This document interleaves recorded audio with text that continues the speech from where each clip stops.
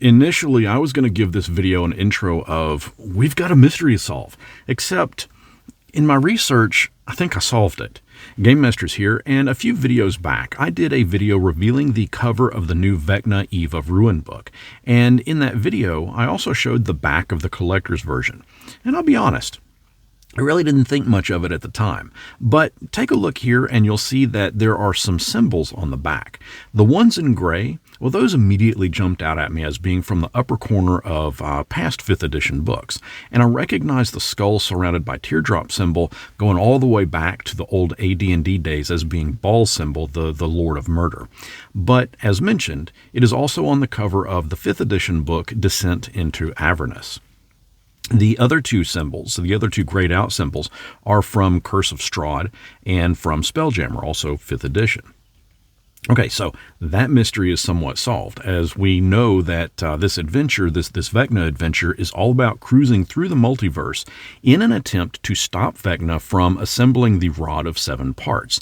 So it's likely that those specific gray symbols depict a possible tie-in with those previous books. For example, we know that in Descent into Avernus, Arkhan the Cruel has Vecna's hand, the Hand of Vecna. It's possible that the characters will need to travel into Avernus in an attempt to strike a deal with Arkhan. And as for Spelljammer, well, players are likely going to need to have a Spelljammer-type ship in order to travel the multiverse itself. And Strahd, well, perhaps the players will be going to visit Strahd, as they may need his help to free Cass, one of Vecna's old best friends. But this next mystery, well, I think I may have figured that out too. Looking again at the back of the collector's version of the book, and we have 7 outer symbols in gold. There is something very familiar about them, and initially I thought that perhaps it was the language called Thoras, as found in an old Advanced Dungeons & Dragons Forgotten Realms book. But it just didn't really exactly match up. But then I figured it out, and this is what I think those symbols are. But before I jump into what I think solves this mystery, I first need to thank these symbol supporters, as their support of the channel has been amazing, outstanding, and has given me the ability to not have to take on a sponsored ad for this video. And listen, I mean, we all skip those ads anyway, don't we? Yeah. But if you'd like to see how you too can become a Patreon or YouTube member, I'll leave a link down in the description. And of course, I'll add your name to this ever-growing list. Oh, and if you are enjoying this video, I would appreciate it if you gave it a thumbs up. I hate asking, but it does help the algorithm. Historically, pieces of the Rod of 7 Parts had their own powers, and to activate them required speaking a command word. Now, you'll note that on the back of the book, we have 7 symbols, one for each part of the Rod of 7 Parts. I theorize that each part of the rod has one of these symbols etched upon it with which to activate that segment's power. Still not with me on this? Okay.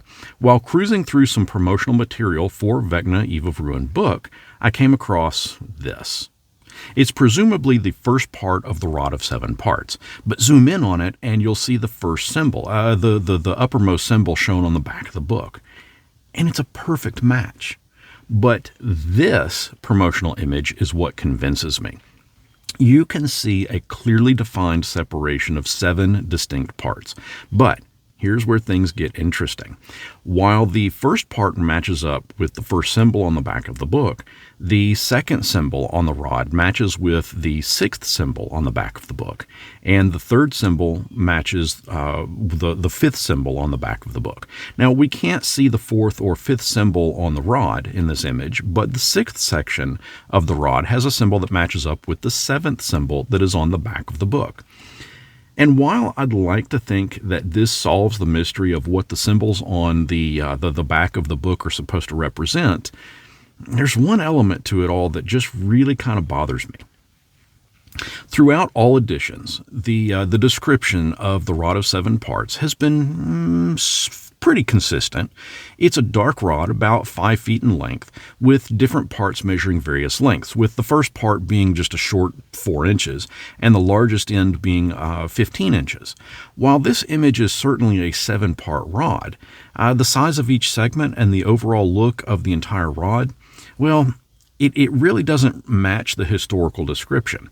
Now, listen, I fully understand that there's never anything set in stone from previously depicted lore, that you can't assume that because something looks or acts one way in a past edition, that it will be that way in all editions. I get that, but that's the one element to this mystery that just gives me a slight amount of pause. No doubt that we've just uncovered that the symbols on the back of the Vecna Eve of Ruin collector's book are the same symbols on the rod of 7 parts.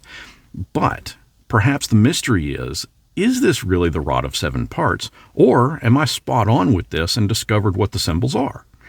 Let me know your thoughts and theories down in the comments, and until next our paths cross,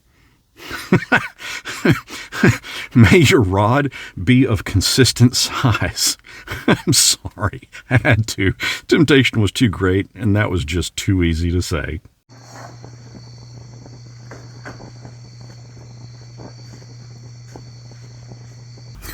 At least my rod's not in 7 parts. Again, it's just too easy.